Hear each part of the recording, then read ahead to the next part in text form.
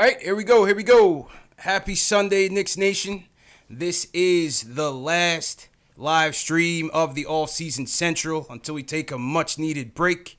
On today's episode, we will wrap up the Knicks Summer League. We'll give you our Summer League of the All-Season grades. Let me just mute my video here. Episode, we will wrap up the Knicks Summer League. We'll give you our live free agency grades, and we'll also take calls. CP from Knicks Fan TV here. My man Jay Els from the Knick of Time Show. Special guest from WFAN 660. He covers the Knicks. He also covers the Giants as well on Giants.com. John Schmeelk joins us. John, how you feeling today, man? How's everything going, man? How are you? Happy to be here. Yeah, man. Thanks again for joining us, man. Definitely appreciate it. Happy to be here. Absolutely, man. So, Knicks, let's start with Summer League. Wrapped up Summer League 2-3 after all hell broke loose after the earthquake game and another subpar performance by one RJ Barrett, who's been the talk of the Summer League. We've had bust talks. We've had complete overreactions from the haters and some within the fan base. But three solid performances by young Rowan Jr., three double-doubles, has everything kind of at ease right now. We're on an even keel. What are some of your thoughts on the Summer League performance by RJ and just the Knicks squad in general? Hey, look, the first two games were as bad as it gets. The missed shots, turnovers, but it's Summer League. I mean, coming out of Summer League last year, we had all sorts of, I think, unrealistic high hopes for Kevin Knox, and then he showed up in October, and he looked like a 19-year-old kid, right? Mm-hmm. And, remember, he wasn't efficient last year in Summer League either. And I think we look at RJ Barrett coming out of college, and this was why I didn't think he was – I would have picked him third, but I didn't think he was, head and shoulders above everybody else at three, because he's not an efficient player. He wasn't an efficient player at Duke. So if he wasn't an efficient player at Duke, why would he be walking in at the NBA level? Right. And when you're not an elite-level athlete, which I don't think Barrett is, when you're not an elite-level shooter, which Barrett's not yet, maybe he can get there, sure, you're not going to be efficient. So I think when you look at the Summer League, the flaws that you saw at Duke showed up, and that's fine. You expect it to. He's not going to solve those issues in the 3 months between March Madness and when they have Summer League in July. So, yeah, his jump shot was rough. That's cool. But what was, I think, exciting for me is that when you saw what he flashed at Duke inconsistently was his vision and his ability to be a passer. He didn't do it as much as he should have at Duke, but he showed the ability to do it. And what I liked the most out of his Summer League performance is that he was able and, more importantly, willing to be a creator and a passer for his teammates. And I thought he was the best passer on the Summer League team. He was a much better creator than Kadeem Allen for his teammates. Yeah. And I thought that was a really, really, really good sign. And in the final 3 games, too, when in the first 2 he would drive into traffic, throw terrible shots and contested double, triple teams, offensive fouls. I don't think he had one charge in the final 3 games. He was able to get where he wanted to go on the court, even without that elite athleticism, finish over and through people using his strength. So I thought all those things were pretty good signs to close out Summer League. JL's, man, to John's points, the first 2 games, it seemed like RJ was really pressing. I was at the first 2 games in Vegas. Seems like he was really pressing. Listen, the Zion game itself had, playoff atmosphere intensity. The whole building was rocking. LeBron was there. AD was there. You had Money Mayweather in the building. Everybody was just oohing and ahhing at everything that Zion did and was waiting for RJ to clap back. It was too much pressure in that game. But I think to John's points, the 3 things that really stuck out to me in the last 3 games were, number one, yes, his shot wasn't falling, but he was in straight-up attack mode. Always attacking the basket, looking to draw contact. I was very encouraged by that. What I also liked was that he was on the boards. I mean, in each game, he grabbed at least 6 rebounds. And with his size, obviously he's only going to get bigger and stronger. So you would expect that to continue. And then from a playmaking standpoint, you notice that they really went to him as the point guard and really, giving Kadeem Allen a rest. That could be a sign of things to come as we get into training camp and into the season, how they want to evaluate him at the point. What do you think about that? Yeah, I mean, of course, but I'll say this, though. It's going to be a lot harder to have him run the point when you have a DSJ or Alpha Payton coming in running the point guard as well. So I'm curious to see how that's going to go. I can see him doing some point guard off of rebounds and pushing the ball and having success that way like he did in Summer League. But we'll see how that really transpires when next season starts. But to kind of piggyback off what you guys said, I definitely love the passing. I think a lot of people were saying that he couldn't pass within the foul line. I felt like he made some pretty good passes even within 90 seconds. So, sorry, go ahead. Keep going. Yeah. So, I mean, he's grown. It just seems like he's growing so fast. His basketball IQ has grown by leaps and bounds in a few months. I'm really, really excited to see what that means for us when the season actually. Thank you for using Blog Talk. Yeah, sorry, a little technical difficulties with the switchboard. Another thing I liked, him and Mitch seem like they're getting some chemistry going with the lobs and everything. That's certainly encouraging. John, what'd you think about Mitch's overall play this summer league? I would have liked to have him foul a little bit less and to be a little bit more disciplined that way. But look, he was blocking shots, he was grabbing rebounds. He's a rim runner. I thought we might see him flash a jump shot. I was looking for the jumper, man. I was wondering if we might see just maybe a couple. Look, I don't want to take him out of that rim running role. That's what he's so good at. But, stretching the floor is not a bad thing either. And he's apparently working on it. He shot threes in high school. So I thought he might flash that in Summer League a little bit. We didn't see it. That's okay. And I think the one last point I want to make on Barrett is just that I think his swing skill is going to be a shooting guy. What's going to separate him from being a good player, from being a potential all-star player, is going to be whether or not he is consistent with his jump shot. And anybody can become better with his jumper. You got to get your form more consistent. You can already tell that his hand has moved off the top of the ball to the side of the ball. That's something he was kind of working on heading into Summer League. So with his work ethic, I think he can do it. But that will be his swing skill. The Knicks have a truly difference-making player in Barrett. It's going to be because he develops a jump shot. Because if he doesn't, he's going to have a pretty limited ceiling because, eventually guys are just going to play off of him, and then nothing's going to work.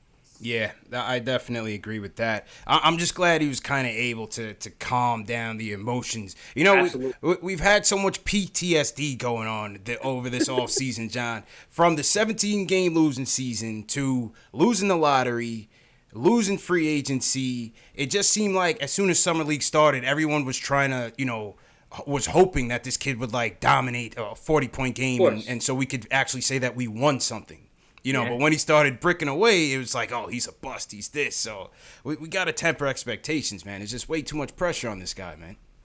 Yeah, and the funny thing is that you mentioned PTSD, and I think, generally speaking, and you guys have a lot of the hardcore Knicks fans watching the show, I think a lot of Knicks fans, because they've only seen, especially the younger ones, have only seen a lot of losing, and they got the one Melo season that was good, but otherwise they just lose. I feel like the fan base in general has gotten very sensitive, for lack of a better term, to any even honest criticism of the team, because if you can't look at your own team and organization honestly and make legitimate criticisms of them, and look, the Knicks, they don't do everything right. They won 17 games last year. It was a horrible year. Right. And heading into this offseason, if I would have told you no Zion, not one superstar, I think we all would have been disappointed, right?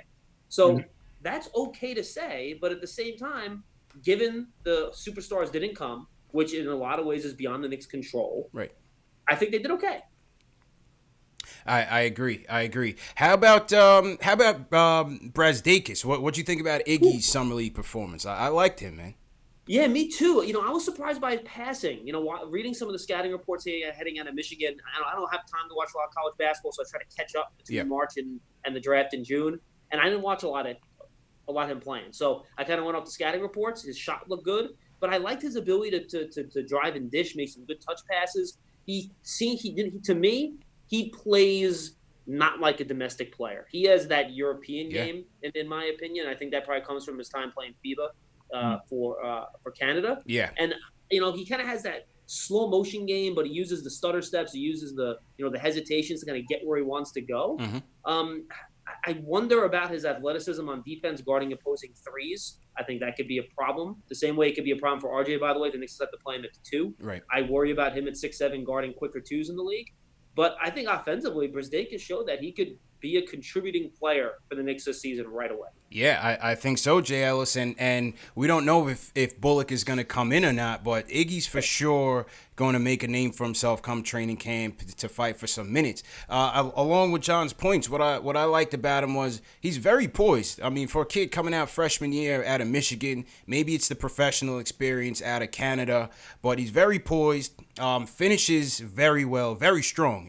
Seeing him in person, he's very strong. when he's attacking the basket. And the shooting efficiency really jumped out at me over the last 4 games. I mean, he shot 57% in the game against Phoenix, 11 for 19. 44% against the Raptors, 50% against the Lakers, and then 63% last night against the Wizards. I mean, he's very efficient with his jumper, man.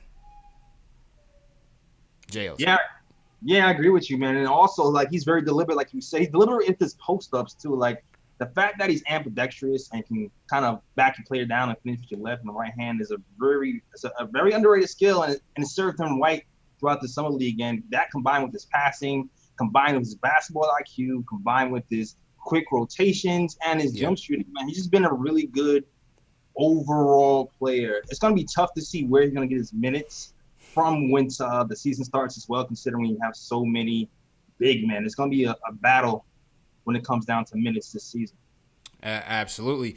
John, last guy, how about Knox? What you think about Kevin Knox's summer league experience in his second year? What do you think about it? It looks like he sped up his release on his jump shot, and it looks a little bit smoother to me. I think he's going to be a better shooter this year, which to me is not surprising. To me, his most translatable skill from college was always going to be his shooting, where I think he's got a good stroke, and I think he will be a consistent shooter. The other thing that I was very happy about is that he made some nice passes. He had some nice drives and dishes to Robinson. Out of the post, he had a couple nice passes out for open threes. And look, you guys watched the Knicks last year. You know, he was a black hole last year. The ball went to him, he shot it. He did not. He had the blinders on for sure. Mm-hmm. Absolutely. And I think he showed that he took him off a little bit, and he played a more complete floor game, which I think was a real good sign. I think it was the third preseason game where I thought he got a little shot happy and wasn't passing a lot. Mm-hmm. But for the most part, he passed a lot better. The defense still disappointed me a little bit. I thought he got lost a little bit off the ball, and he was getting beat by quicker guys. I still think he translates eventually to a small stretch four. Ball four. Yeah. I think that's going to be his best position. I really do. I wonder about his, foot speed and stuff like that to play the three consistently. And I just don't think he's that good of a ball handler either. He's good enough, but he's more of a straight line player. He's not a guy that's going to go side to side. You know what I mean? But I do think we saw important progress in specific areas where he needed him to get better. And I think he showed that in Summer League, which was a good sign. Agreed, man. Agreed. JL, I definitely agree with John's points on the shooting. It looks like seeing Knox in person, it looked like he got a little bit bigger, man. He brought the gun show out to the Summer League a little bit too, man. And then just also kind of just noticing his demeanor in the huddles. Seems like he's really trying to take that next step from a maturity standpoint and really be a leader on this team, along with Mitch. I saw a lot of good signs with Mitch, Knox, and ISO with that Summer League team kind of trying to rally the troops. I also noticed that he was in attack mode as well, man. He was going to the hole relentlessly, running the breaks along with RJ. Obviously the knock on Knox was his motor last year. I'm kind of hoping that RJ kind of helps him improve in that area as well. Maybe they make each other better in that standpoint. What were your takeaways from Knox this summer league? I think everybody's saying the passing is the thing that really, really kind of stood out. It just seems like he just recognizes things faster in general. When you go to the hole sometimes last season, when he drove to the hole and he kind of drove into traffic, he kind of got this sense that he was just going to try to barrel into people and then fling the ball somewhere or just fling his body somewhere.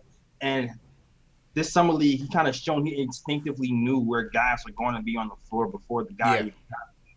So, like, it made for a lot quicker reads and quicker passes in general. Also, he was just getting to the line, much like RJ, he was getting to the line at will. So even though he wasn't really that efficient even last game, he was able to draw some fouls. Off-ball defense wasn't good. On-ball, I feel like he seemed like he was challenging jumpers a lot more this season. No, that's true. I want to see how that translates to guys in the regular season as well, when it's like NBA-ready guys who can shoot faster. And I want to see if that translates, but people have been clamoring for him to play defense. He's so long. You want him to get a steal or a block or something. So seeing him get his hands on a few balls this summer league has been a good sign. I'll throw in one more thing real quick. I thought his finishing at the basket was a lot better. And I didn't mention that before. Last year, I feel like he would get into traffic. He would always jump off two legs with that contested floater, and it would be a really tough shot to make. I saw him jumping off 1 foot a lot more to kind of create space and kind of narrow his body to kind of get between defenders a lot more, to either draw a foul or finish, to your point. And I do think that's something else he has to get better at if he wants to become a more efficient player. If the jumper comes along, which I think it will, if he can finish better around the hoop, he can become a legitimately good NBA player in the league, a good offensive player at least. Absolutely, man. Absolutely. So, yeah, good summer league. I'm glad that these guys wanted to play the whole thing out, and get that chemistry together. It seems like they're really taking it serious, and they're ready to get to work. Obviously, they have a summer coming up. They'll, work on some of their weaknesses. I wonder who we'll see playing down at Black Ops basketball with Chris Brickley and those guys. But yeah, good summer league all the while. All right, let's switch it over to free agency. So, John, obviously, we know what free agency brought. The hype and the drama, the letdown to the Nets. It was. I don't know how you could be a fan of any other team, man, because no other team goes through these type of emotions than a Knicks fan. But at the end of the day, I think the management set out for a plan. They said if Plan A didn't work, they were going for Plan B. And I thought, by and large, they executed the plan. They got their veterans. They had to spend the 90% of the cap. They got guys that can slot in. One player that they got who I think still has a bit of promise is Julius Randle. Yeah, sure. So they signed him to the extra year deal, the 3-year deal. But for the rest of the guys, I thought, signing these guys to 2-year deals were basically 1 year guaranteed. Kept the cap flexible, but also brought in guys that can help us, help the young guys, and help us win now. Well, how did you see the offseason in terms of free agency? Yeah, I agree, and I think you're right. The Plan A, and I think it's okay to say this, Plan A was a failure. Yeah. And if someone tries to come and convince you that they wanted to build slowly, they weren't all in on Kevin Durant and Kyrie Irving. No, they were. Nonsense. Yeah. They absolutely were. Mm-hmm. And I don't know if it was late spin or whatever it was that James Dolan was hesitant about giving Durant a long-term contract. Let me tell you something. Steve Mills and Scott Perry would have given him that long-term contract in a second. I promise you that. So that's number one. Number two, yes, I think they did a good job. The one thing I would level a little bit of criticism on is that, and you kind of mentioned, both of you guys mentioned it before when you talked about the roster, they literally have too many guys on the roster that need to play. I mean, right now you probably have 13 or 14 guys on this roster that legitimately think they deserve 20 minutes a game. Yeah. Well, that's not possible. It's not going to happen. So I think if instead of using one of those spots on a player, if they could have absorbed Mo Harkless or something like that to pick up a pick, I think that would have been important, because moving forward now, the most important thing for the Knicks is to figure out a way to get a star player. You can't succeed in the NBA without stars, right? You hope RJ Barrett can become one. Otherwise, you got to do it via trade, which the only way you can do it is if you have enough assets to do it, if your team's ready to absorb a player like that, which the Knicks weren't this year. That's why they weren't in on Anthony Davis. Yeah. Or you got to sign one in free agency. And in order to do that, you got that flexibility, which they still have. You have to be good enough, like the Nets were this year, to attract that player. But the third way you get it is by drafting them. So you want to maximize your opportunities to obtain that star player, however you get them. Right. And you do that by acquiring draft picks. Yep. Whether that draft pick is eventually used in a trade to acquire a player, or that draft pick is used to draft a player, whatever the case might be, which is why I thought they should have used at least some of that space to acquire another draft pick or two down the road, just because I think there's diminishing returns. I mean, I like Taj Gibson, but he's making $10 million a year. He's going to play, 12 minutes? Wayne Ellington's going to play, 12 minutes, and he's making $8 million a year? That's great. They're good players. They'll help the team. I agree. But I think you get more out of the draft pick asset than you'll get out of those guys playing 10 to 12 minutes a game. That's true. JL, I would have liked to have gotten the Harkless deal. Number one, for the asset. Number two, because he's a good defender. I like Mo Harkless. Local guy, went to St. John's. Obviously, we always wanted him in a Knick uniform. I thought that would have been a good move. How do you see the roster construction right now, JLs? A lot of people are saying that it's almost too much depth. But how do you see it?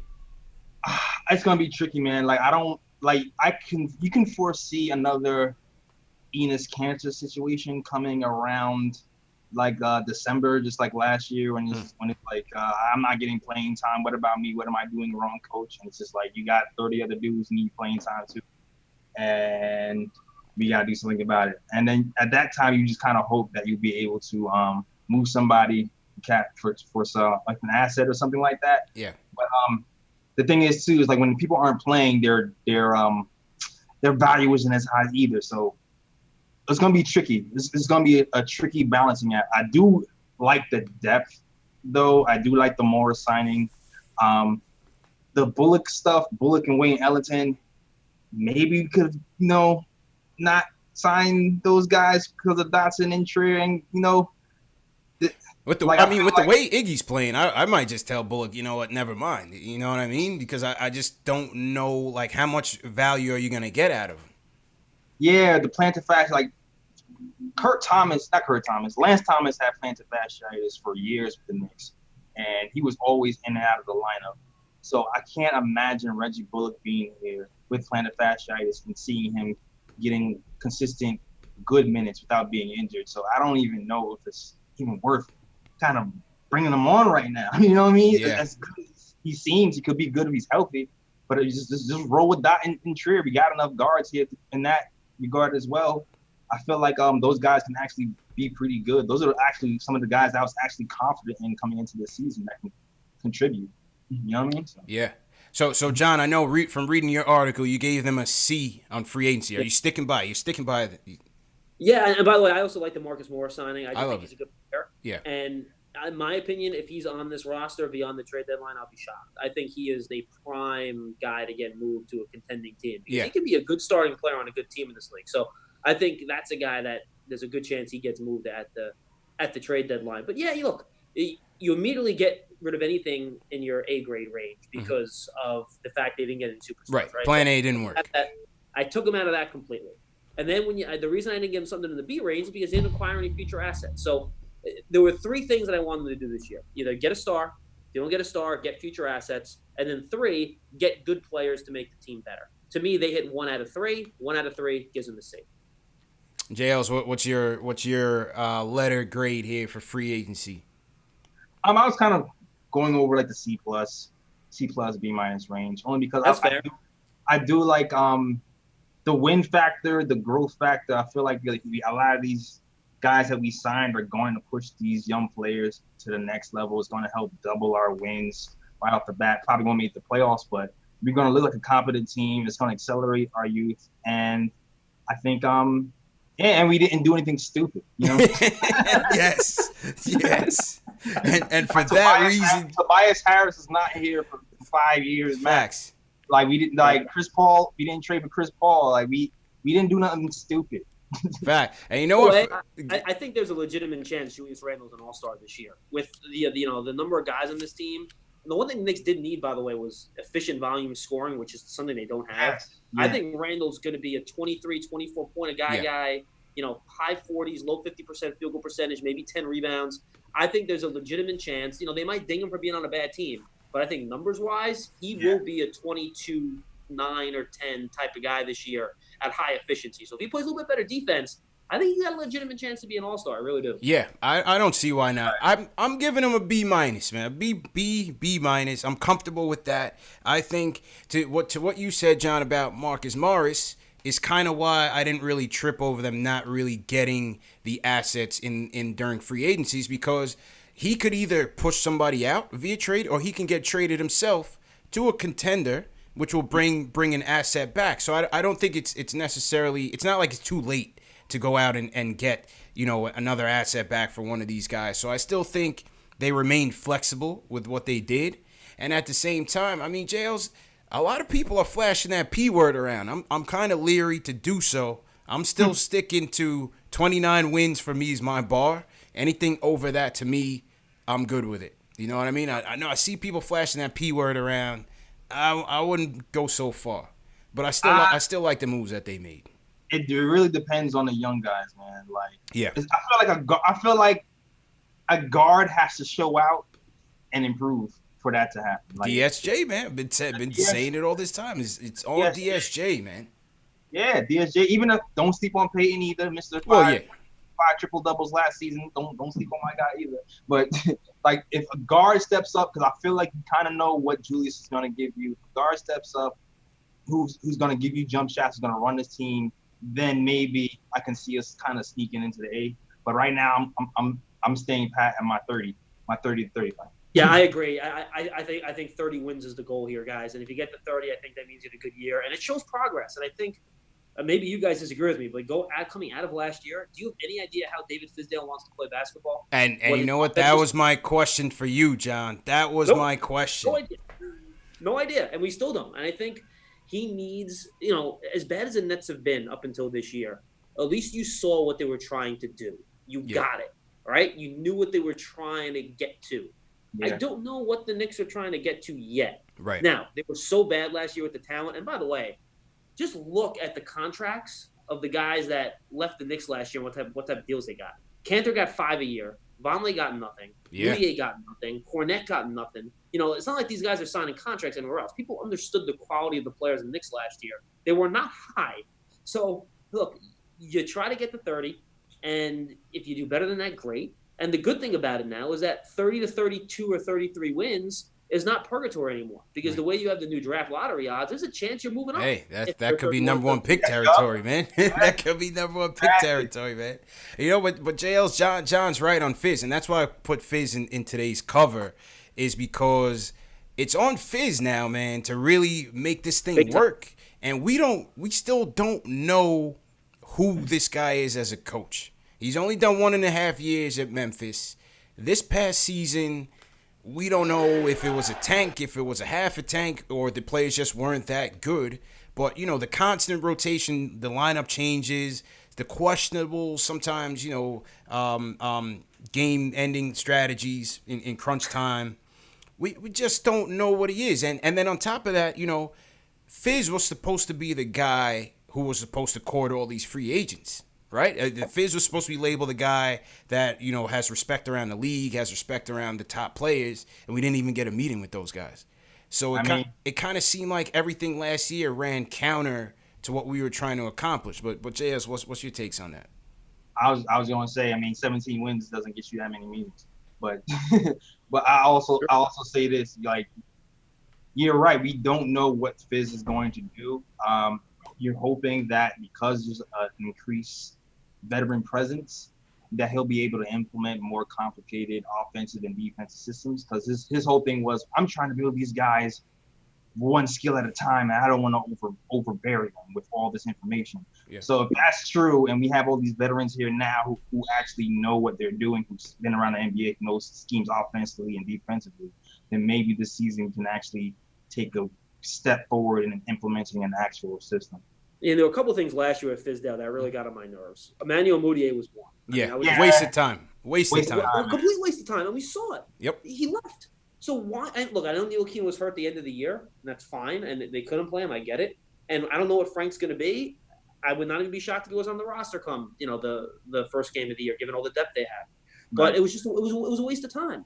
And I also think that he did a poor job disciplining bad play by certain players. And I think, when guys took bad shots, they didn't get taken out of games. And I think it's very important as he tries to develop these young guys, especially a guy like RJ Barrett at Duke. Look, his shot selection at Duke wasn't great. He forced a lot of shots. And I think it's important and even for Kevin Knox, for Fizdale to be harder on these guys. And maybe he'll be able to do that a lot better with more veterans on the roster, and that'll help. That's possible. But the way this team is going to get better now, the free agents will help, and they'll help on the margins. But it's the guys that they drafted that are going to turn this team from a 17-win team into a 30-win team. It's going to be Barrett, how good he is, Knox's improvement. Yep. Dennis Smith Jr. could very well be the swing player on this whole team. That's what I think. I love the fact that he reworked his jump shot, because he has a terrible hitch in it. And until he fixes that, it was never going to get better. So hopefully that jumper gets better. And I think another thing with Dennis Smith Jr. too, did it seem to you guys that he was always in attack mode and was always going 100 miles per hour on offense every game? I didn't see that. I saw a guy that was coasted, and that frankly he did that at NC State too, which is why I wasn't a big fan of his coming out of the draft that year. And we saw it with the Knicks last year. So I think if Smith can get those things kind of ironed out, I think you might have something there with his athleticism. So look, Fizdale has a tough job this year. He's got to keep veterans happy. He's got to develop young guys all at the same time while trying to win games. He does not have an easy job, and what he did last year does not inspire a lot of confidence in me. Now that the team was so bad, I have an open mind. I'm not burying him yet, but there are legitimate reasons, I think, to be concerned with some of the things that he's going to have to deal with this year, which are going to be tricky for any head coach. True indeed. John, how you doing on time? You have time to take a phone call? Absolutely. Why don't we go another 10 minutes? Okay, all right, no problem.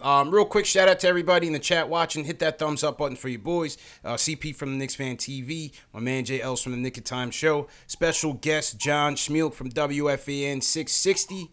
This is the end of the off-season wrap-up show. End of the off-season live stream. If you guys are new in the chat, leave us with a hashtag new so we can shout you guys out. And also leave us with what city you guys are checking in from. Leave your city in the chat as well so we can see where you guys are watching from. All right, first caller up. Let's go to JJ from Brooklyn.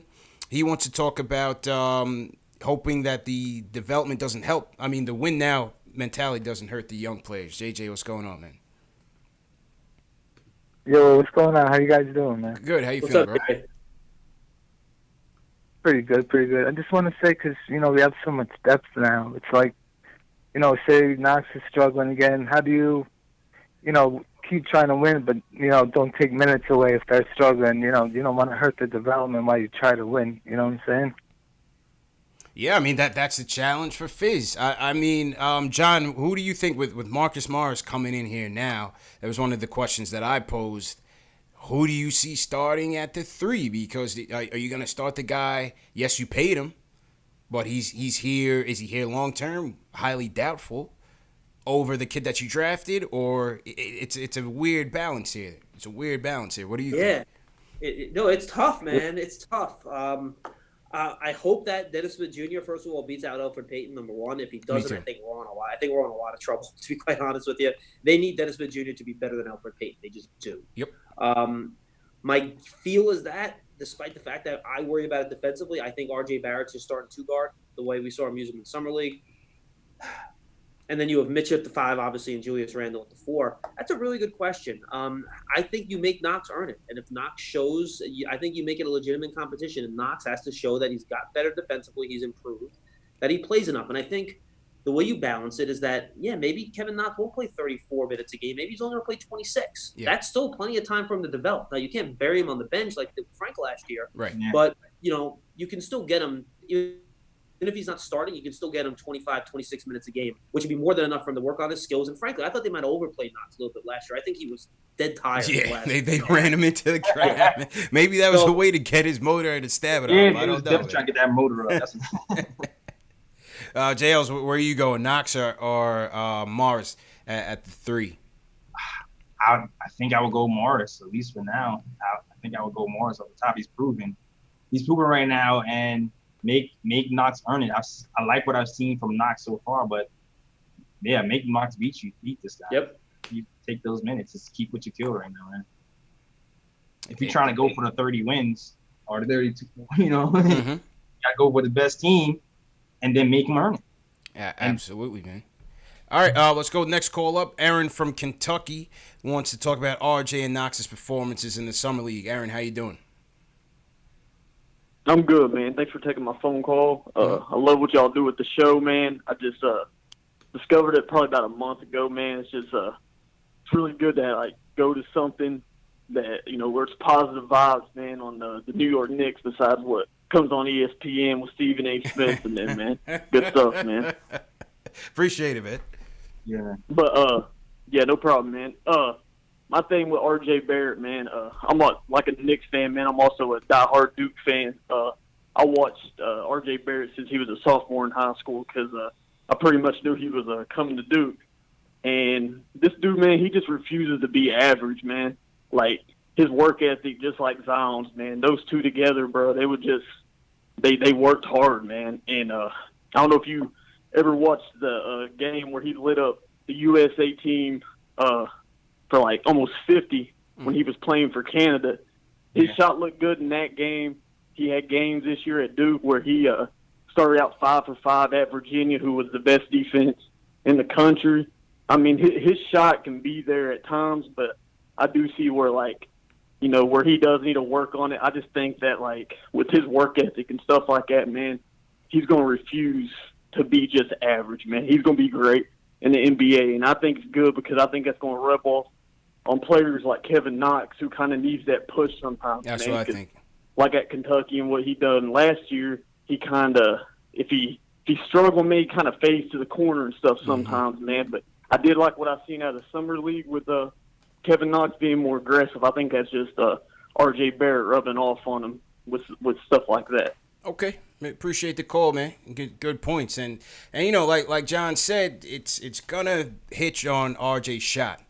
His ability to be, and even free throws as well, man. Because in college, he only shot 67% from the stripe. So even if he's gonna be, aggressive and get into the line, he's got to get better at that as well. What do you guys think, John? What do you think? Yeah, absolutely. And look, the free throw shooter is one of the things I look at to determine whether or not a guy is a good shooter or not. Because I think if you have that consistent form at the line, you can translate it. And I think Dennis Smith, his free throw percentage is not great. And I think that reflects on his ability to hit jump shots consistently. Knox last year, his free throw percentage was disappointing, but I think we saw it got better at the end of the year. Yeah. So I'm not so worried about that. But look, Barrett, he has to get more consistent with his shooting form. If he does that, he's going to be a really good player. If he doesn't, he's going to be an okay player. And we'll see where it goes. JL, what's your takes on it? I mean, it's pretty much the same, man. Like, he just has to get in the gym and get those reps up. I'm not sure if it's going to happen this season. I'm hoping No, it won't. It won't happen this year. Or, like, you saw how this summer league, people were kind of trying to – they needed a scouting report. They was leaving him open. They were trying to force him right, but he kind of find ways to kind of attack closeouts correctly and even finish with his right hand. So he found ways to do things even though, like, people kind of game plan against him. So you're hoping that can carry over and eventually, like, the shot falls. Yep, true indeed, man. All right, let's go to North Carolina. Boogie's up. He wants to give his feedback on the last game of the summer league. Boogie, how you doing, man? Yo, what's going on, fellas? How y'all doing, man, on this Sunday, man? Good, man. How you doing, bro? Hey, yo, I'm really, really liking and loving the direction where the team is at, man, especially where they close, man. But honestly, to myself, man, the way I was looking at things and just trying to put together a roster, we need to have a top 2 bench in the East. And I'm really liking Peyton, and I'm really liking RJ, and I'm really liking Knox, and I'm really liking Morris, and I'm really liking Randall as a 5. That's a solid 5, and we good on defense.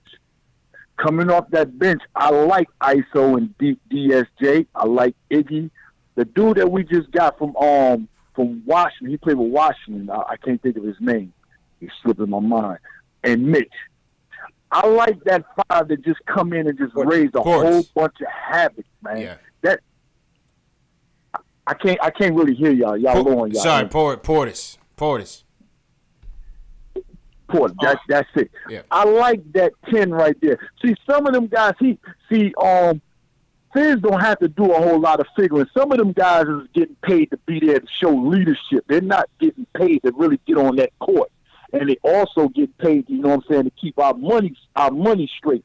So I don't look for all of us, to be getting a whole lot of run, you know what I'm saying? Yeah. And I think he's just going to go with a solid 10 unless we get down to something towards a playoff run. Then he'll really, really figure out what he really, really has. But I believe Peyton, like I said once before, $8 million is a lot of money for him to just be coming off that bench. And Morris is not coming off that bench with 15.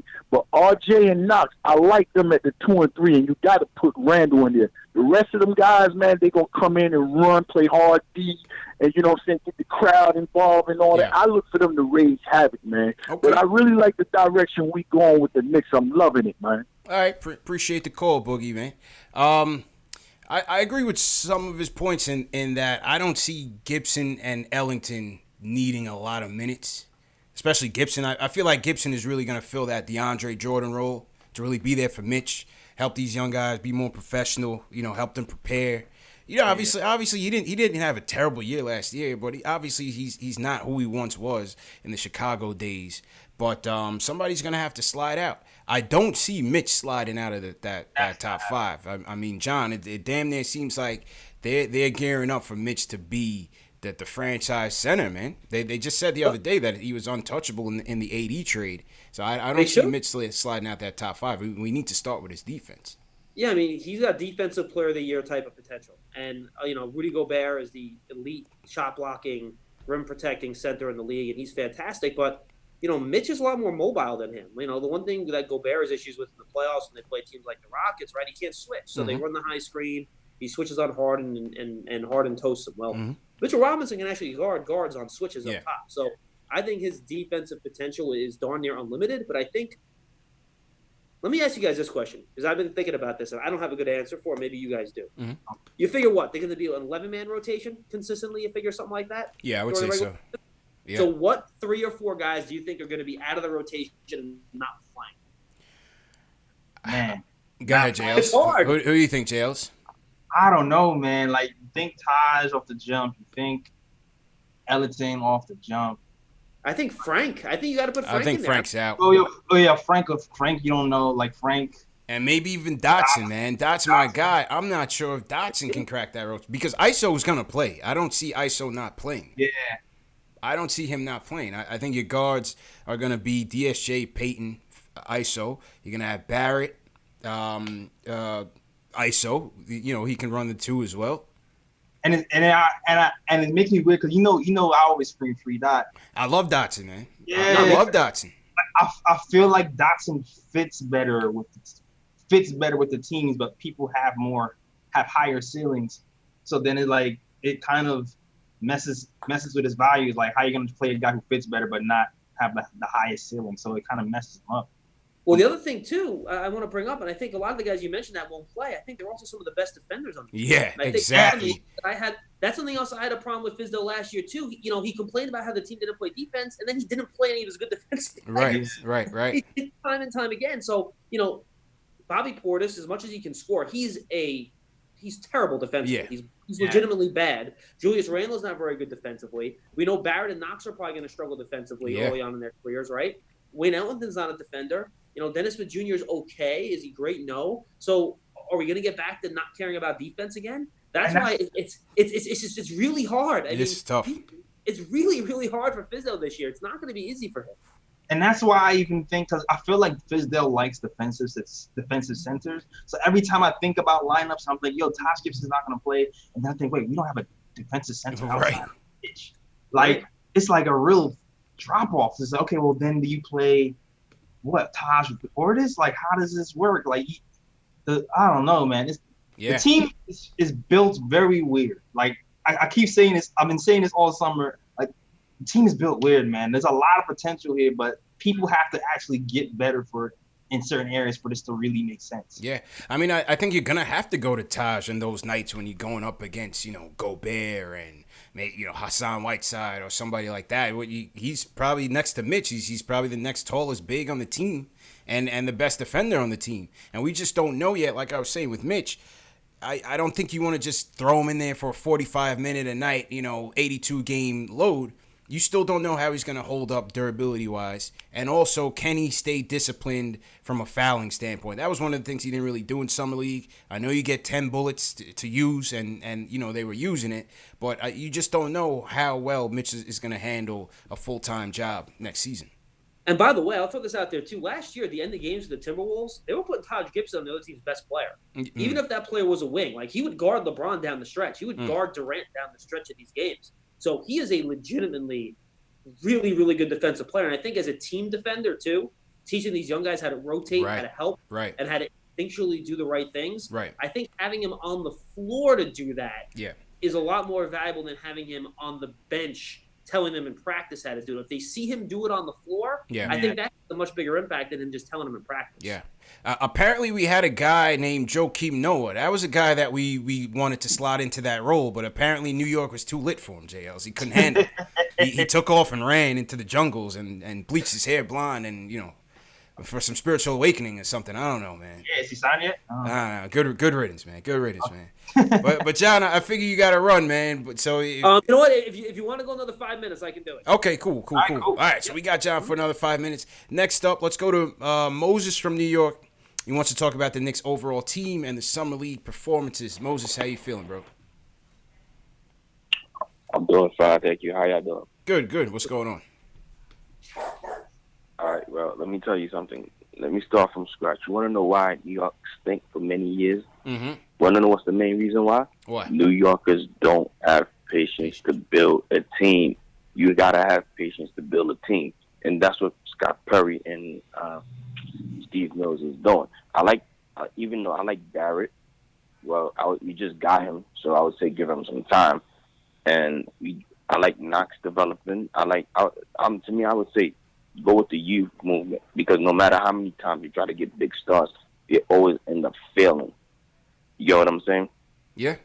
So, your opinion, yeah.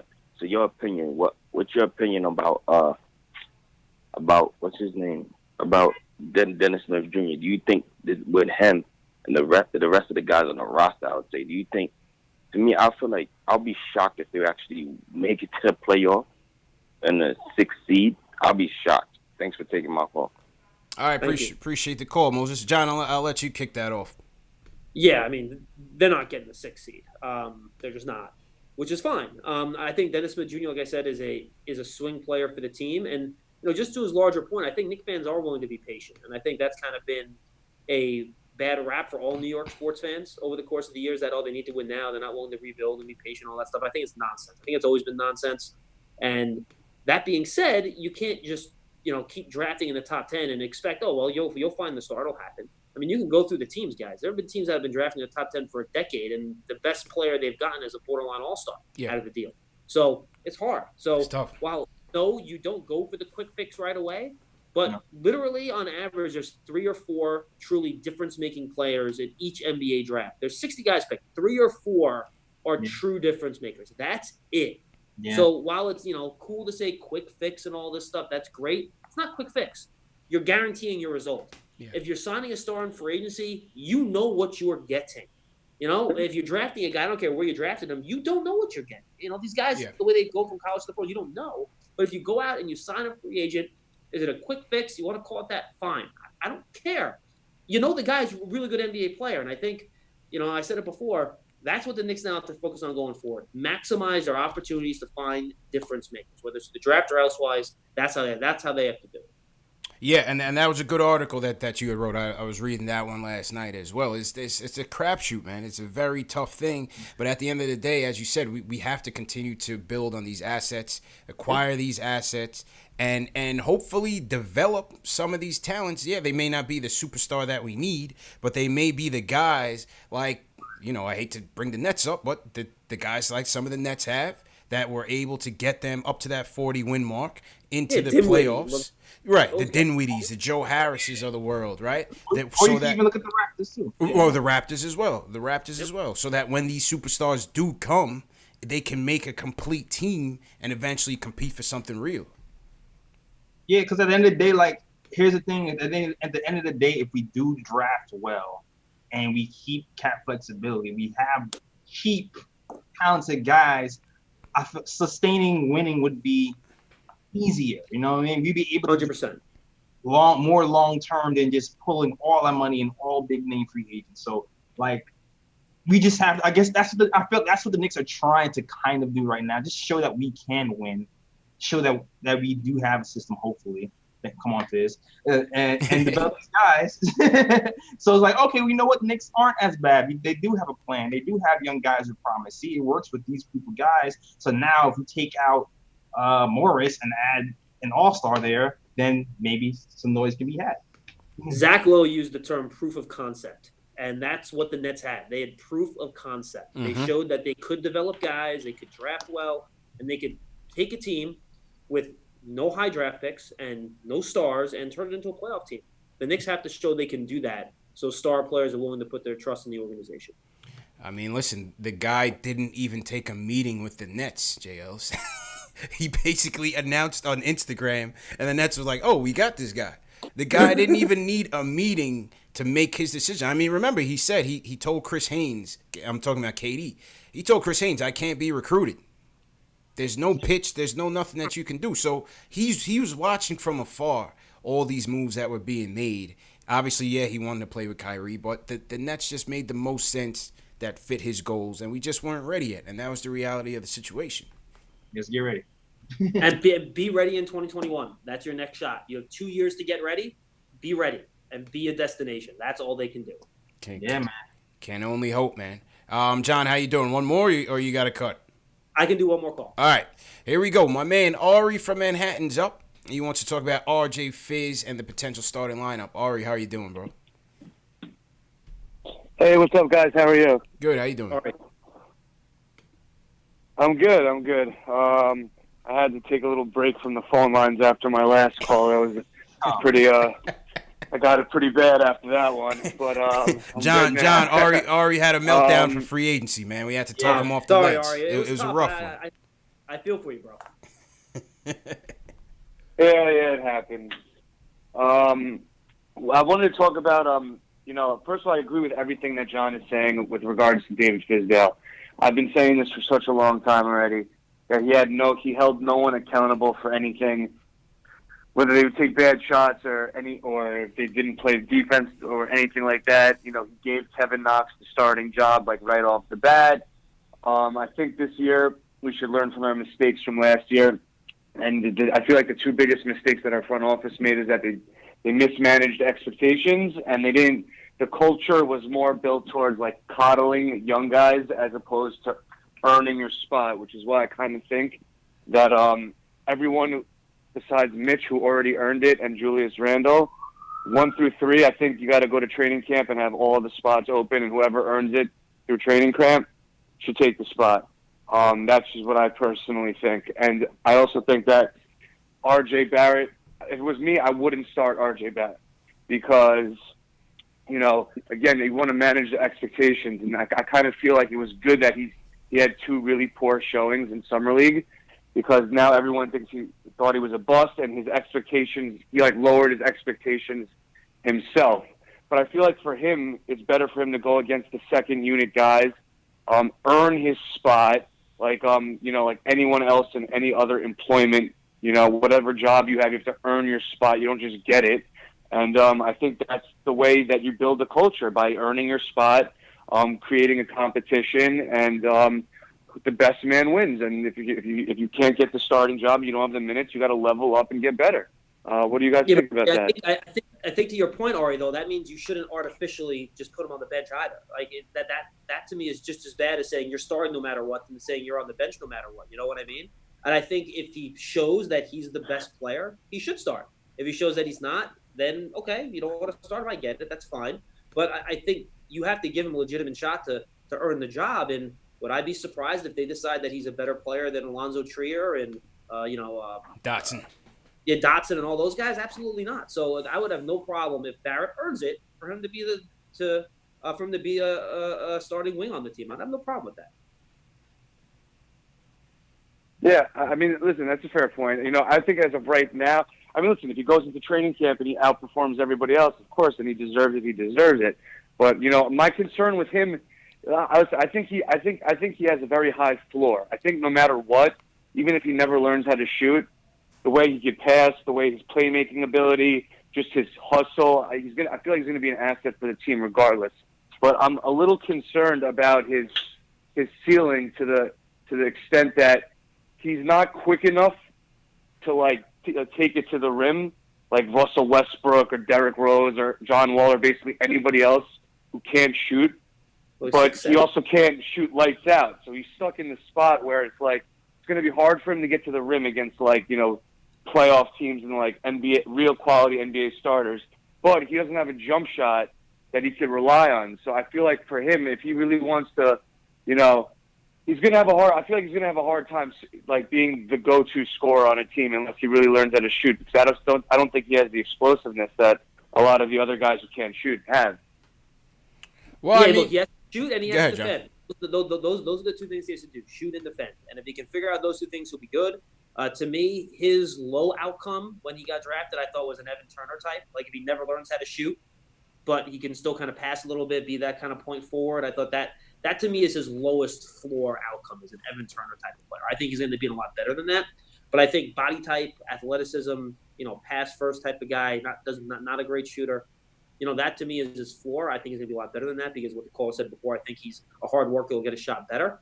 But look, I think you give him every opportunity to win the starting spot. And quite frankly, who do you really trust to handle the ball on this team besides Dennis Smith Jr. and Elfrid Payton? And you need a secondary ball handler. Knox to me is always going to be more of a finisher than he is a creator, which is fine. To me, I still think Tobias Harris is a really good comparison for him. You don't want Tobias Harris handling the ball, but he's a good finisher, whether it's in jumpers or drives or whatever. So I think it makes sense that if Barrett's going to be your secondary ball handler, I have no problem with that.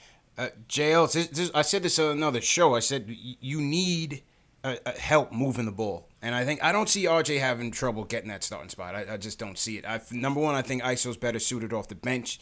And number two, Dotson, he's not a creator. I like his on-ball defense. I like his three-point shooting efficiency. But other than that, I see him as well as a bench player. But with RJ, you need assistance moving that ball, especially with DSJ out there, with Randall, if Knox is starting as well, Mitch as well. You need help getting that ball movement going. And as we've seen, they want extra looks at RJ as a playmaker with the ball in his hands. So, we'll see what happens. I mean, in terms of the jump shot, he's just getting started. We got to give this guy some time getting the gym. It's going to take years. It's going to take a while. Oh, yeah. Yeah, but also I think with his size, he might not have the athleticism, but we'll see if he can find ways to be more crafty, use his body, use his size to get in the paint and be crafty and drawing that. And by the way, to that point, we saw him flash that Euro step in Summer League, right? Too, man, he had a couple of those. Nice one. Nice. Yeah, he had a nice one. Yeah, like it's all like, to me, if he's gonna be as successful, it's gonna be bully ball. He's gonna be a bully ball. If we'll see if that's gonna work on the next level, because like you heard me all year, I've had the same concerns Arby's had, but he seemed to have gotten by in summer league. I just want to see what he happens during the actual season, but it seems like he might be able to get by doing his bully ball routine. Drawing fouls will be huge for us if we just get a lot of points drawing fouls and into the foul line a lot, and then kind of just reading the defense and getting other guys hitting shots, because he's done that a lot for the summer league as well. That'll be a nice little antidote to have as a secondary ball handler on the team. True indeed, man. So John, this is probably it, right?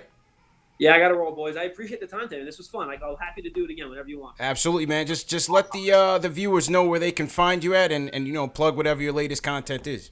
Absolutely. You can find me on Twitter at Schmeelk. That's SCHM2ESLK. WFAN.com. You got my Knicks blog, and then make sure if you're a big Knicks fan, subscribe to my podcast. It's called The Bank Shot. You can find it on iTunes, Apple Podcasts, pretty much all your favorite podcast platforms. I'm going to talk to Mark Berman and do kind of an off-season review on Monday morning. That'll be up on Monday. We got a bunch of stuff, too, from the past couple months as the Knicks kind of went through their off-season. So it's called The Bank Shot, the Knicks podcast. Make sure you check it out. John Schmeelk, thanks a lot for your time, man. Really appreciate it, man. Anytime, boys. All right, have a good one. And Dave and TM in the chat, just if you can just throw John's Twitter handle up in the chat so people can find him. Definitely appreciate all the time that John gave us. Hit that thumbs up button for you boys. If you guys are new, hit that subscribe button. This is the Knicks talk, man. Last live stream before we take a break. We need a break, JLs, man. You know what I mean? Oh man, yeah, man, definitely a break. Last live stream. I'm doing my last show today too before I take a break. Yeah, absolutely, man. All right, let me just reset some screens here. Thanks again to John Schmeelk. Let's go to a call while I readjust everything. Nate from Rochester's up. Wants to talk about the good and bad of Summer League. Nate, how you feeling, bro? What up, guys? How y'all doing? Good, man. How you doing? All right, I'm good. With the Summer League, I think we saw some good things. Especially, I think you guys touched on it, how Knox, RJ, and Iggy were all really good at passing this Summer League. And I think that's something that we should really take note of, because I remember I was listening to the Knicks Film School podcast, and he noted one of the guests he had, Jonathan Magri, how we were like the lowest passing team in the league, and it kind of like translated like how bad our offense was. Yep. So just to see like those guys like progressing, and especially RJ, how he was feeding Mitch, because I like that. Like besides Trier, nobody was really like passing the Mitch down low when he had a mismatch, and it kind of got to me. So just seeing RJ do that like consistently was really good to see. I was really happy to see that from him. Yeah, I agree with you, man. Then what else? And then some of the bad. Knox was good this summer league, but what I want, and especially I like to see his passing improve, but his defense I really didn't like. He started to like gamble on some steals. I don't know if you guys saw this, but he was kind of like, it looked like he was trying more, but he was going for some bad steals and he kind of got burned by them. I don't know if you guys noticed that, but it's something I kind of saw, and I kind of hope he doesn't pick up that habit. Yeah, I noticed it a But, few times in watching him when I was out there. I definitely noticed it a little bit. I mean, we all know in the defensive end is where his biggest challenge is going to come, right? Because it's like, how is he going to keep up with some of the faster wings? And he's definitely bulking up. So obviously, is he preparing for that small ball 4 role, which may open up for him some point, down the road. Yeah, and then I guess I never thought Knox was going to be like a good defender, but like we can hide Knox like if we have like 4 people around him, especially like like a small guard is a lot harder to hide than like a kind of like a wing. You know what I mean? Mm-hmm. And then my last point is go ahead. Go ahead, JLs. Oh, I'm saying, I have faith, man. Like the way he's been reading the offense so quickly, it gives me a little faith that maybe not this season, but maybe next season, like he'll be able to read the defense just as quickly as he's reading the offense. Like I have hope that he can be a decent team defender by the end of next season. That's the hope. Last point, real quick, and then I'll let you guys go. My kind of main concern for like this upcoming season, and like we did get better at shooting, but especially at our point guard position, we still don't really have like any shooting coming from there. So I kind of worry how our spacing is going to be, like especially in the starting line, because DSJ or Payton are probably going to start this year, and then we're going to have RJ and Mitch, and even Julius Randle. I'm not sure how he's a shooter. I haven't seen him like play much, but like there's not a lot of spacing in that lineup. We definitely have a lot of shooting off the bench, but I kind of want to see like how Fizdale kind of operates with that. Yeah. Like that's all I got, guys. Yeah, JLs. Thanks, Nate. That's why I keep saying that to me, Dotson is the best fit on the team because of his shooting and able to keep other guys honest and also able to play defense. But the other guys have a better all-around ceiling and skill set. So it's hard.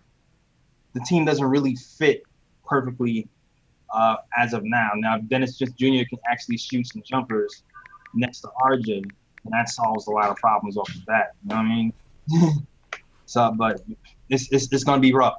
We just gotta hope. We gotta hope that somebody got better at something in the offseason. Yeah, no, I agree, man. It's definitely, like I said, I'm having high hopes for DSJ. We have no other choice, man. We don't have the bona fide point guard that we need on this team. And DSJ, he's a lottery pick. He's coming into his 3rd season.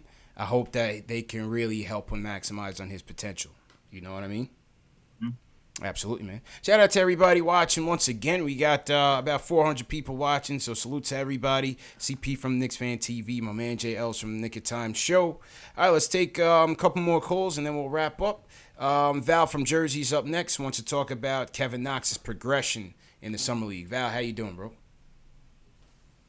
Yeah, for you. I have a quick question.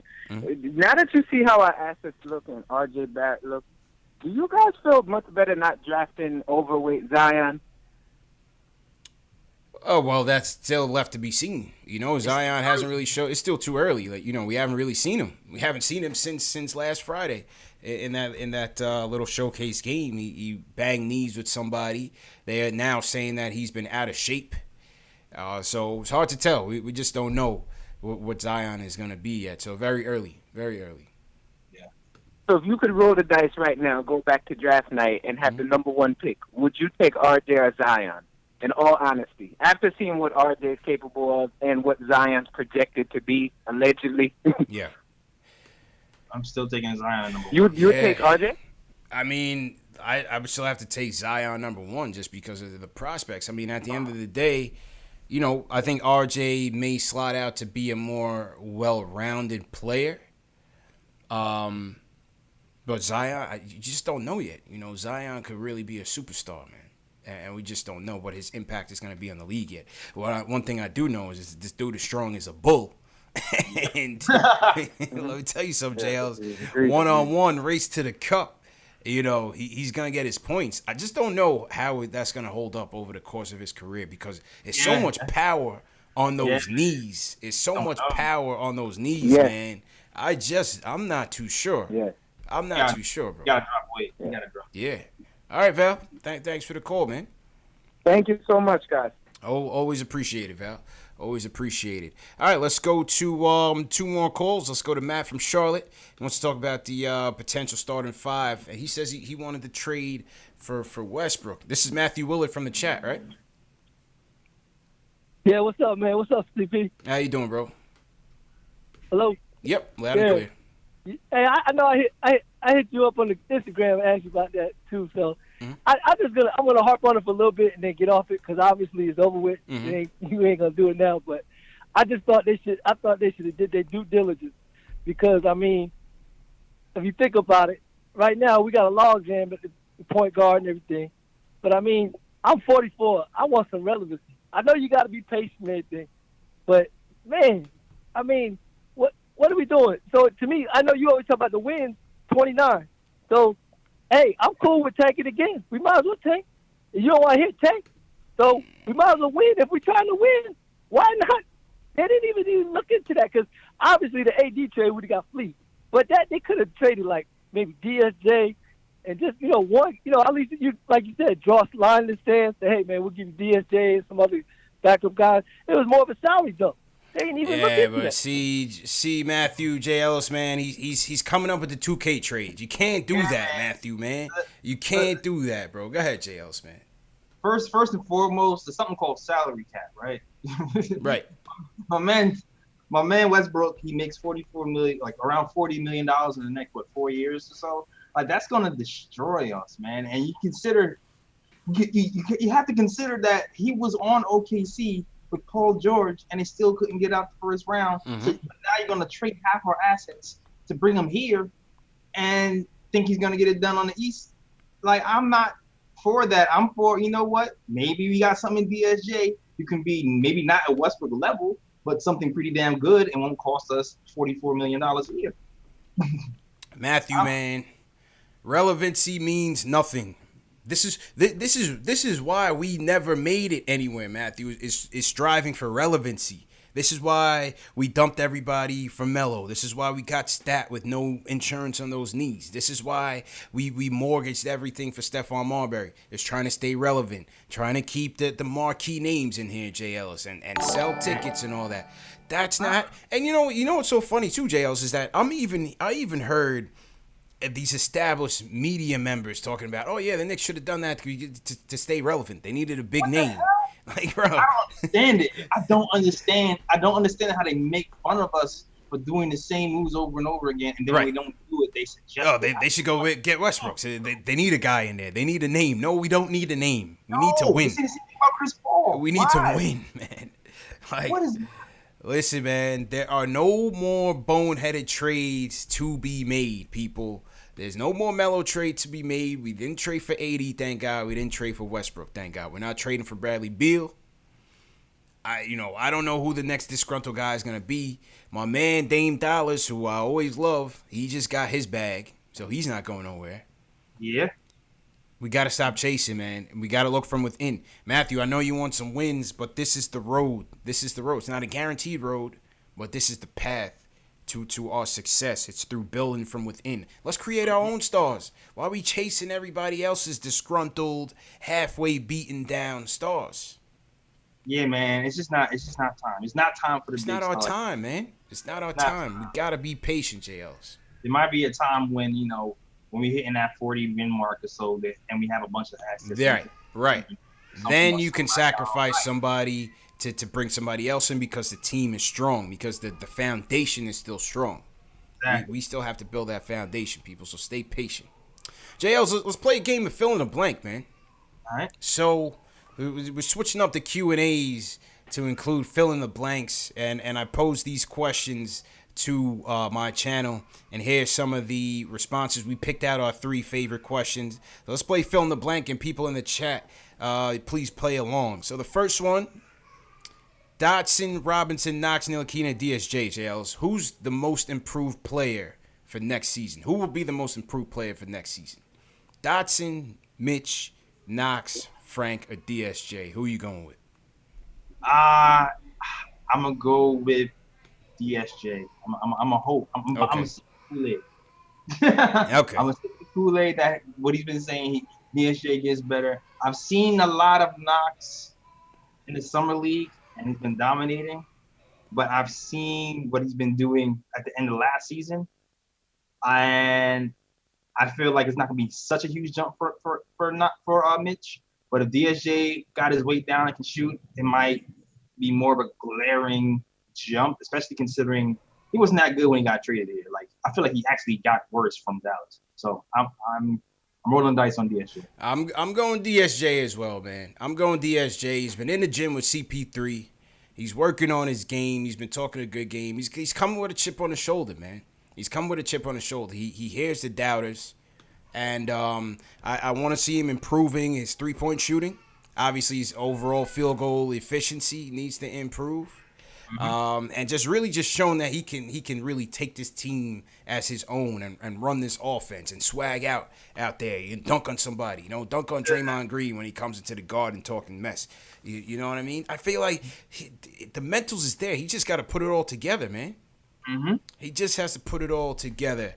And I think, you know, Daryl Kane in the chat says DSJ most improved means playoffs. And like I said, I don't want to throw that P word out there, but if they do, it's going to be on the back of DSJ.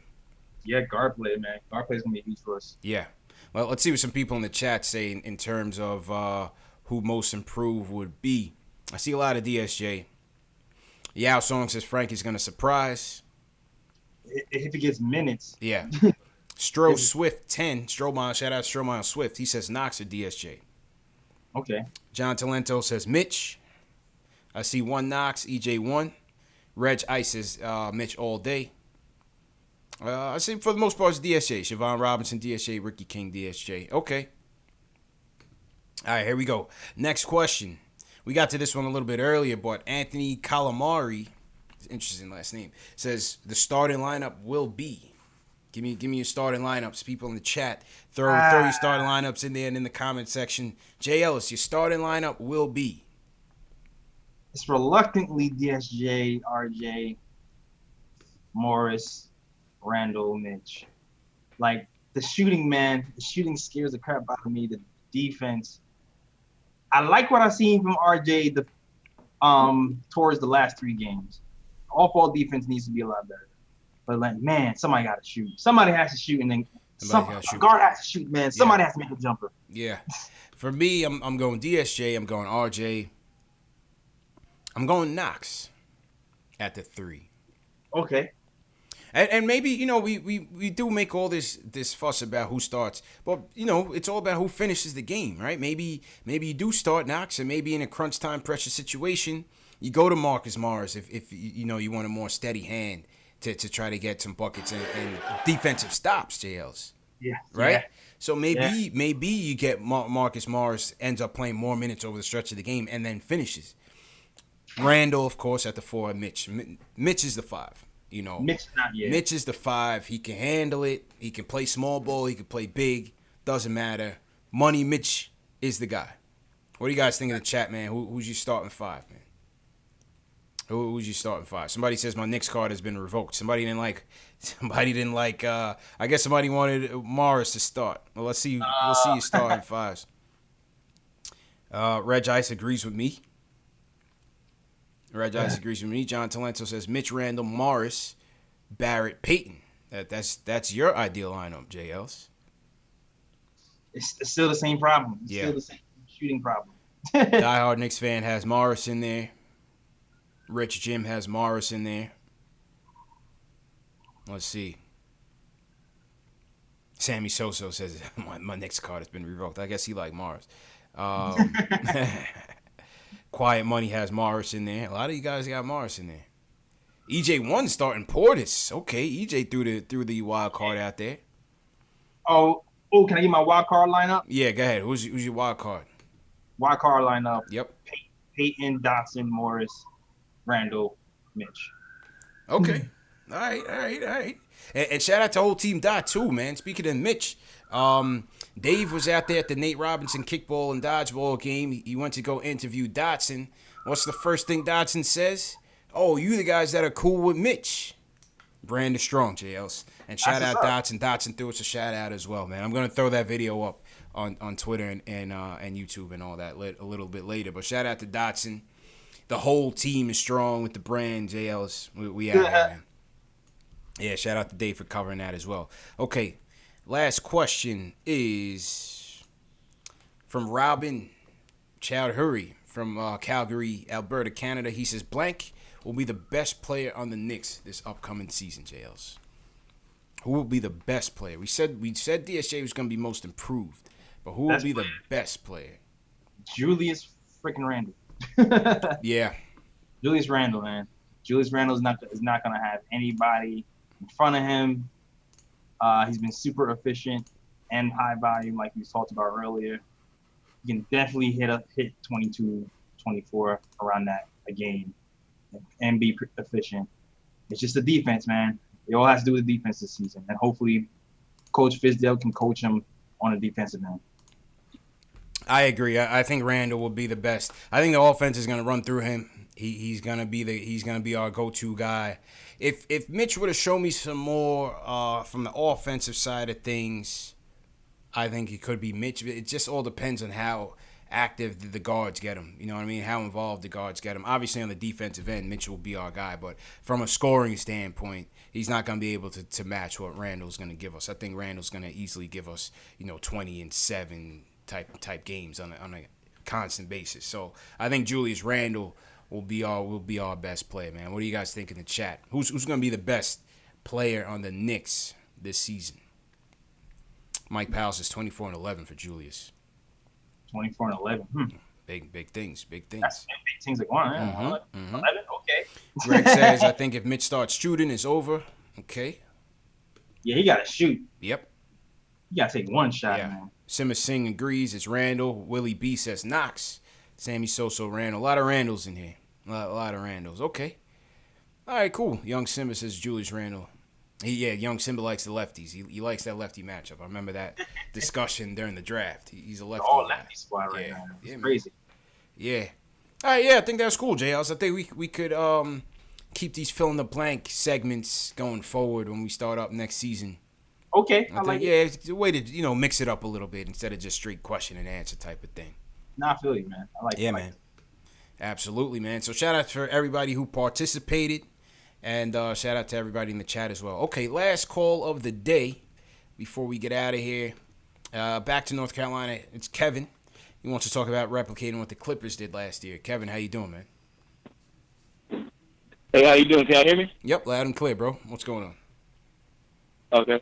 I didn't want to get with your opinions on what I'm saying with this, and I want to get the chat's opinions too. Mm-hmm. Now, I'm not saying we could do it like verbatim, but I think we could take the blueprint of what the Clippers did last season as a team and somewhat emulate it.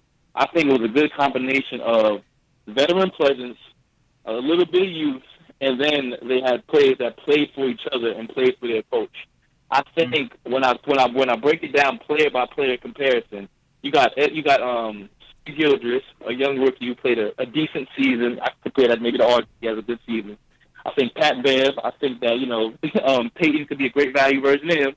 And then I think Gallinari. Yeah, he probably averaged the most on that team. He probably put up like 20-something points. Maybe Julius Randle could be that for us.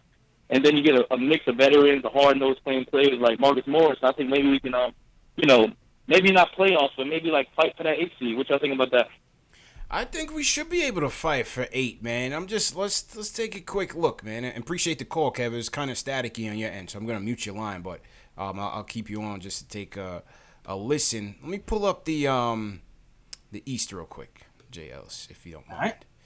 Let's pull this up here.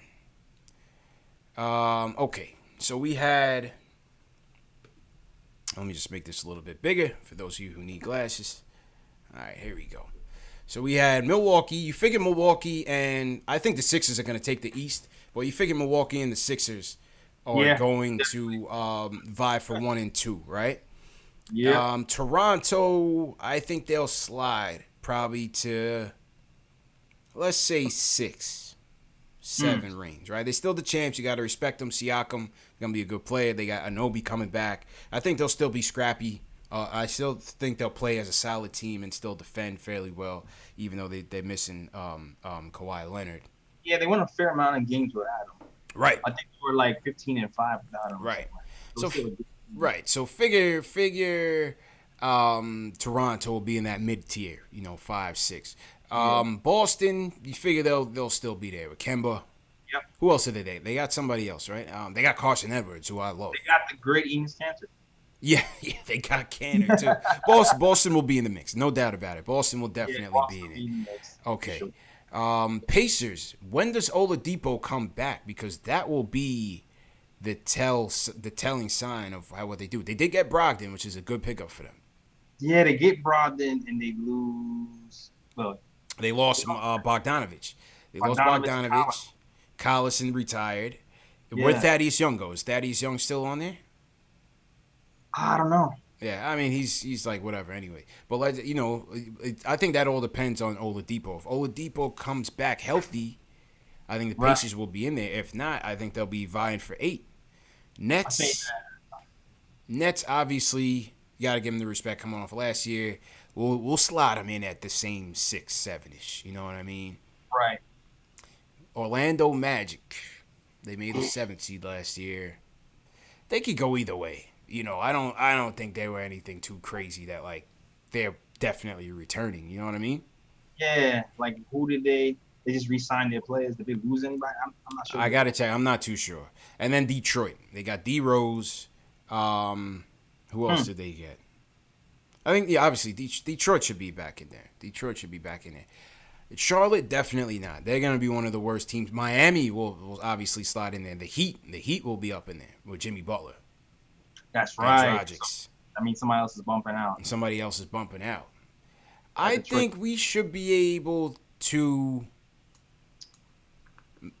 at least hover around 9-10, man. Yeah, I think we're going to be in the mix around 9-10. You know what I mean? I think we should be at least able to hover around 9-10, maybe flirt with 8 at some point. Wizards, forget about it. They're trash. Bulls, no. Hawks, I don't think so. They could surprise. The Hawks are a little sleeper because of... I like how they finished the year, and I like how they drafted. Yeah, I like how they drafted. You don't know how fast they're going to gel. Yeah, I like how they finished the year, and I like how they drafted. Another year of Trae Young with Collins. We'll see what DeAndre Hunter brings. The Hawks could be scary. Yeah, the Hawks are sleeper. Hornets are gonna be garbage. Wizards gonna be garbage. Bulls gonna be garbage. Cleveland gonna be garbage.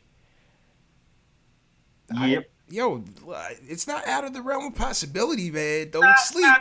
I'm not gonna put the P word out there, but don't sleep. Yeah. Don't sleep. You know. We will see. Yeah, don't sleep, man. Anything's possible. Like I said, the Pacers thing is key. I don't think the Magic are guaranteed anything. They're not anything. I think we have a better team than them on paper right now. Honestly. Yeah, they just have that experience, and I don't know, their sense of play to the top. Yeah, Natty says we're underrating the Bulls a little bit. Think so? I don't see it. Who do they got? Zach LaVine? Whoa, marketing like Zach LaVine. Who did they draft? They drafted who did the Bulls draft? It wasn't Culver, was it? Let's take a look. Who's on the Bulls? Google, tell me who's on the Bulls. Oh, they got Kobe White. Okay. Wendell Carter Jr., Chris Dunn, Chandler Hutchinson, Zach LaVine, Otto Porter.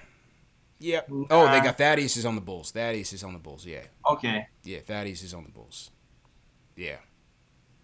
Whatever, man. Whatever, man. I'm not seeing it. So that just a little peek into the window of possibility. You know what I mean? We'll do some more content on that. I'm 10-9. Yeah. We're in the mix. 10-9. Absolutely, man. 10-9. I'm gonna stop there. Around there. We'll just stop there. You know what I mean? Yeah. Just take a little peek. Take a little peek in the window, and then dip off a little bit. That's it, man. Keep our head down, do the work, see what happens. Yeah, absolutely, bro. But hey, JLs, man, it was a good year.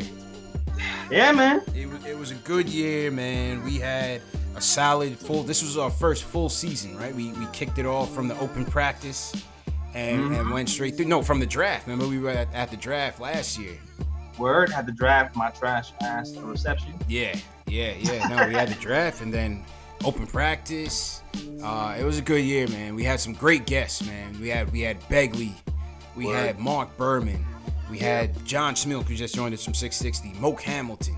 Mo, yeah, stepped it up. We had Tommy Beer. Tommy Beer was a great show, man. Tommy was dope. Tommy was a very good show. We had some scouts. We had Spencer Perlman, scouts. We had I had Brian Oringer on for Scout and RJ. We had shout out my guys Knicks Film School, Macri, JB. Always. Posting and toasting. Alex Wolf would fill in for you on Sundays. We had Schwinny on. Mm-hmm. Yeah, we had a good one, man. We moved the needle. We moved the needle a little bit. Yeah, man, we had some big moments. Yeah. KP trade. And Mount Monster moments. The KP trade. Obviously, everything with the lottery party. Yeah. Covered by ESPN. The lottery party was covered by ESPN. They weren't even at the Knicks official lottery party. They were at our party. That's nuts. Crazy. The lottery, the draft, free agency. Summer League was crazy too. I hope to see all you guys in Summer League. JLs, make sure you book your stuff from tonight. Book it for next year. Yeah, man. Next year was booked like Nate Robinson. Yeah, Summer League. We're gonna turn Summer League into like the biggest Knicks fan convention. They're gonna be tired of us in Vegas, man. They're not gonna understand. They're gonna think the Knicks are moving to Vegas. How deep we're gonna be next year. I hope you guys all come, man. Yeah, it was big, man. We did a lot of big stuff. CK2K, Terry and Trey. Yeah, man. It was big, man. We had a good run. It was definitely a good run. Definitely salute to everybody who's watched, who share these videos. Who's the most memorable caller? Somebody's asking. Oh man, most memorable caller, man. I don't know, man. That's a lot of calls, man. Yeah, it was a lot of calls, man. I know my favorite caller intro. Who's that? Oh, of course. Ron Cleveland, no doubt about it. Yeah. Ron Cleveland, no doubt about it, man. Ari had some good calls, definitely. I think Ari had some great calls. Ari had some great calls, even though y'all killed my guy for the last call. Yeah. Yeah, Ari's. He can take it though. He takes the criticism. He takes the criticism. Ari had a really good shooting percentage. Right? Yeah. He had a really good shooting percentage. To be fair. Absolutely, man. Shout out to all the mods too, man. Dave, appreciate it. Great work. Dave was out there. He did the fan on the street. He was out there at the Nate event yesterday. He takes the phone calls. Dave does a lot, man. So definitely salute to Dave. Salute to TM. Yeah. TM set up everything on Discord. Definitely, I have no idea. I'm not one of those teeny boppers, man. I have no idea how the Discord works. My man TM went in there and dissected the whole thing, organized it properly. If you're not in the Discord, definitely do it. Alex Collins, man, all the way from Ireland. Man. Big That's supporter. My guy, yo. That's my guy, yo. That's like, I call him the mayor. Yeah. Big supporter of the show, man. Watching from Ireland till his eyes bleed, talking about the Knicks, man. Crazy. 4 a.m. in Ireland watching the Knicks. Yeah. Who else? These live streams. Yeah. So many people, man. So many people. But yeah, I think listen, we took another step this year in getting the awareness. Like I said, I'll put this show up against any live stream of any sport. The format is the best. Taking phone calls, taking fan reactions, showing highlights. What more can you ask for, JL? So this is the show, and we're always hungry to get better and do it bigger. You know what I mean? Man. Within our possibilities. You might get beat, and that there might be some new stuff coming next season. I know we've been talking. Yeah. It's definitely gonna be some bigger stuff coming next year as well, man. So yeah, man. As we said, man, continue to support us. The way you do that, the super chats are very much appreciated. Channel donations are appreciated. Hit that thumbs up, hitting that like button sends this thing all the way up on YouTube. Sharing these videos on social media. This is how these things grow at an exponential rate. And this is how we were both able to grow this platform so fast. So it's up to you guys. We rely on you guys to share it. And if we earned it, a lot of you, if you guys are fans of the show, go ahead and share it. If you're not a fan, leave us feedback. That's another thing. If you guys are going to thumbs down any videos or thumbs down any streams, be man enough or woman enough to leave us feedback. Don't be a coward. Leave us feedback. You could even say, hey, I don't like you guys, whatever. Just put it in the comment section. But if it's real feedback, you guys let us know so that we can always try to improve for the next time. you know, for the next time, man. Yeah, man. I gotta think. I mean, CP got his thing he's working out with his live stream, and because of that, now people know about the Nick of Time show on podcast. So thanks for everybody who actually watched the last episode, and hopefully we're gonna have the actual live stream up for CP up and running pretty soon. Hopefully. Absolutely, man. So yeah, go ahead and close out, JL. So let them know where they can find you. All right, man. So listen, you can find me on Twitter, Instagram, and Facebook. Twitter at thekltshow.com. You can see that little graph right there. Also on Instagram at Nick of Time Show. Also, the Nick of Time Show will be having its last episode airing on Tuesday on SoundCloud, iTunes, Google Play, Spotify, featuring Terry from Terry Trey as well. So definitely give a check that out. And yeah, shout out to everybody who enjoyed our last show. And also, just gotta say rest in peace, Papa Ellis, my grandfather. Yeah, man. Hold your head up, man. Definitely rest in peace, yo. So my condolences to you as well, bro. Word. And that's it. Back to you, CP. Absolutely, man. And thanks again, bro, for all your hard work this year, Jay Ellis. All your sacrifice as well, man. And salute to everybody that, like I said, for always supporting us. Check out the Knicks Fan TV merch. It's in the Knicks Fan TV channel description, under the video description. This show is also available for audio format. A lot of you guys are working. A lot of you guys, you can't use YouTube for your battery data plan. I'm on Spotify, iTunes, Google Play, Stitcher, all under Knicks Fan TV. Your Mitch Please t-shirts still available, still ringing off the shelves. You saw Mitch out there in Summer League wearing the shirt. He's repping the brand, friend of the program. Shout out to Money Mitch. And like I said, share these videos on Twitter. #PostGameNYK. You share those videos, we'll put you in the exclusive Twitter group chat and then also to the Discord group chat. So that's your way of keeping the conversation going, especially during kind of the dog days of summer, the dog days of the off season. We don't have much to talk about. Until then, as I said, I'll have some more recorded content coming out on my channel in the coming days and weeks. So just continue to support, continue to look out for that.